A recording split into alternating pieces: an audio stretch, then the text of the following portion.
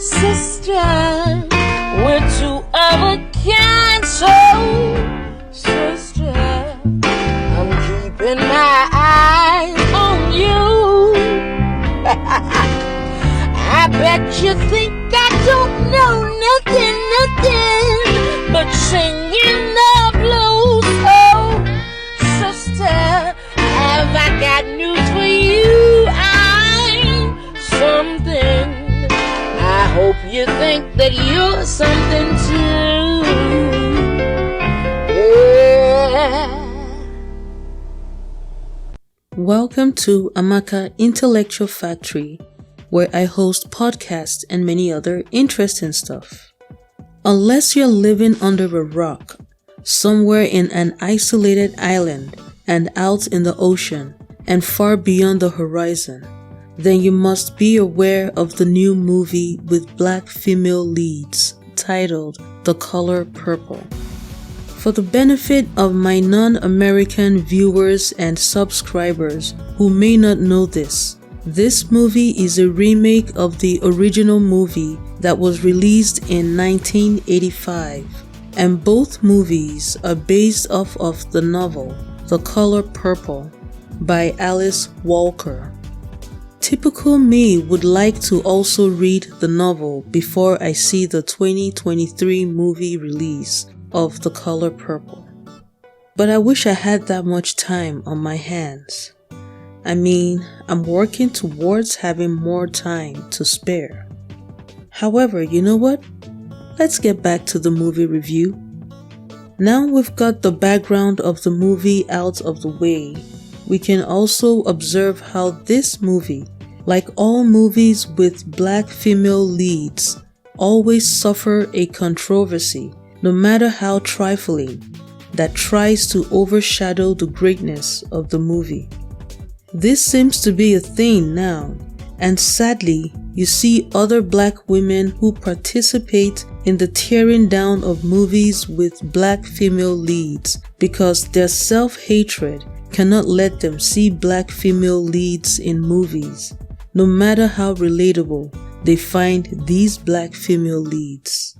So just like the movie Harriet and The Woman King, the haters were on standby waiting to discredit the 2023 release of The Color Purple as soon as it was released in the theater. This video is my review on The Color Purple, released in 1985. Yes, ladies, 39 years ago. Talk about time flying. Now, The Color Purple, released in 1985, is a grand masterpiece. Black women in general must relearn how to recognize masterpiece artistic expressions about them. Long before I eventually saw the 1985 original movie, a few weeks ago, all I heard about the movie were the criticisms coming from mostly black American men about the lesbian agenda in the movie. As at that time, I am grateful that I already saw right through the BS, so I remained unbothered by the unreasonable and emotionally immature perception of the movie by these guys. After all these years, I finally saw the movie, and given my great and growing understanding of the war on black women and how America is the center stage where this agenda is cooked, I fully understood why these black men have taken it upon themselves to attack this movie. This movie exposes one of the biggest elephants in the room: black men's sexual depravity. The black man's sexual depravity manifests itself in pedophilia and rape of black women by black men, which is already at an alarming rate today. How much more back then and under those circumstances? You also see the abuse of black women by black men, physically, emotionally, and psychologically in the movie. I have to say Danny Glover's role was so believable, so well played. You can't help but hate him. His character knew he was evil. Thus why he said, "Cheers to evil and love." It is the same way these men know they are evil when they openly advocate for the diminishing of black women so they can have unrestricted sexual access to these black women. Pedophilia is also openly practiced and accepted when older men are asking to marry girls, obviously under age 16, in the movie. You also see a theme in that movie that still persists till today. That is the expectation that black women must cater to black men's needs. In fact, with this manosphere movement, this expectation is so crazy, it is now out of control. But movies like the 1985 The Color Purple shows you how old this ideology is. That is, black men's belief that black women must be dominated completely. Even Celie, the character Whoopi Goldberg plays so well, who suffers unspeakable physical, emotional, mental, and I would add, sexual abuse from her husband, played by Danny Glover, who married her as an underage girl, has no sympathy for Sophia, played by Oprah. Oprah played Sophia, the wife of Danny Glover's son. Unlike Whoopi, Oprah can't be dominated by her husband. And when Oprah's husband, Whoopi's stepson, complained to Whoopi that he is not happy Oprah doesn't obey him the way Whoopi obeys his father. To my utmost surprise, Whoopi advised him to beat Oprah. You would think that a woman like Whoopi, who has undergone such unspeakable wickedness under her much older husband, played by Danny Glover, would be sympathetic to women whose husbands try to dominate them. But no, that's not the case. So when you hear and see present-day black women exhibit the same apathy to other black women, don't be alarmed. Rather, bear in mind that there is a lot of work to be done to save the black woman. When you observe the station of men and the station of women in this movie, you see that patriarchal insanity that manifests itself in men dominating women and women's rights meaning nothing. The only free woman is Shug Avery, played by Margaret Avery, and it comes with a price of a bad reputation. Another somewhat free woman is Sophia, played by Oprah, but only because she refuses to be dominated by her husband. And she too does not have the best reputation either. Now, what I absolutely love about this movie is how it beautifully captures the two main oppressors black women face in the United States, even till today. 1. Black men. 2. White people. You could make it 3 main oppressors black women face in the United States if you split white people to white men and white women.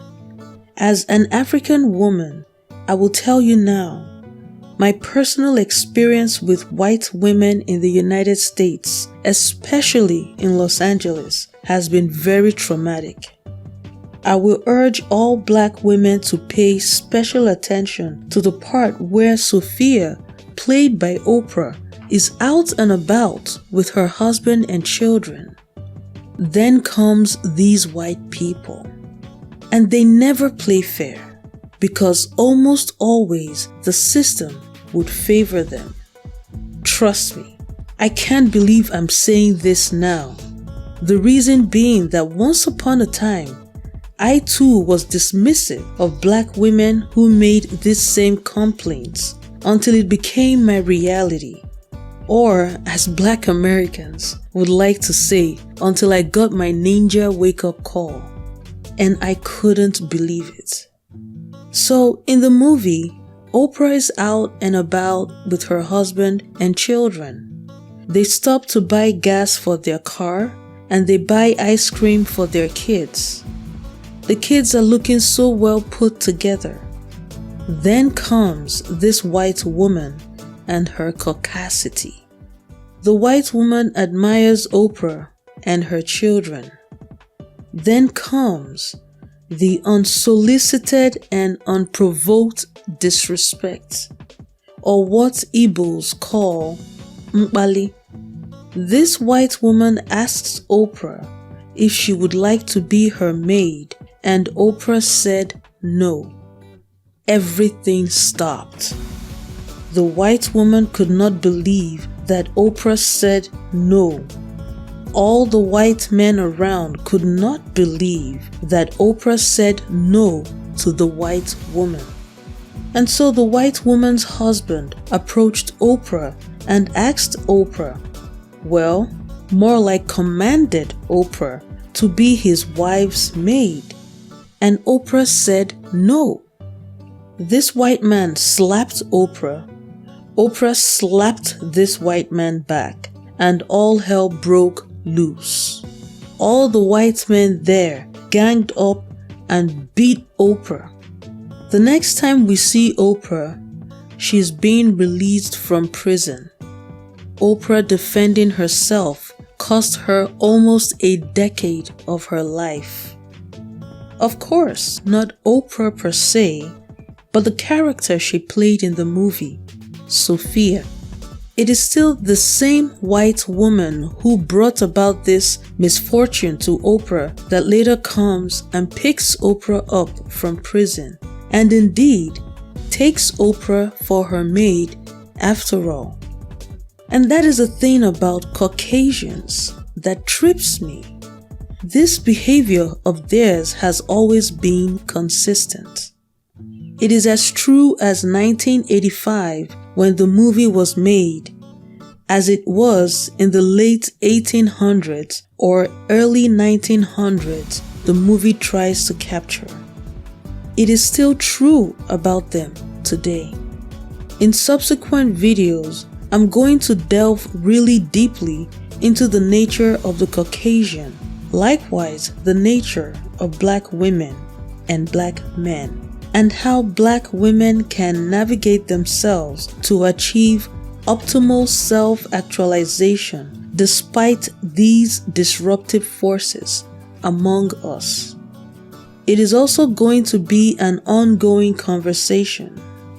So that's that for now on the movie's expression and exposure of the reality of Black women when dealing with white people, be it white men or white women. Now, you know this review would not be complete without addressing the so-called lesbian scenes. Let's just say I saved the best for last.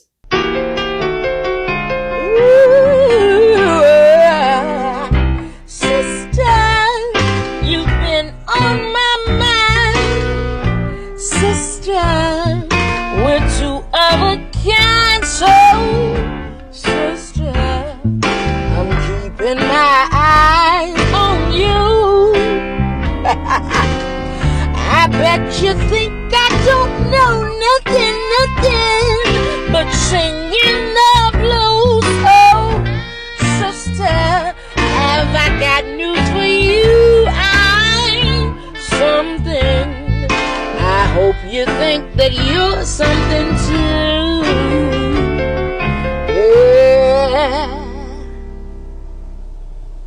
This movie is about Black sisterhood, the love of Black sisterhood, and not lesbianism, as a lot of Black American men have unfortunately accused it of.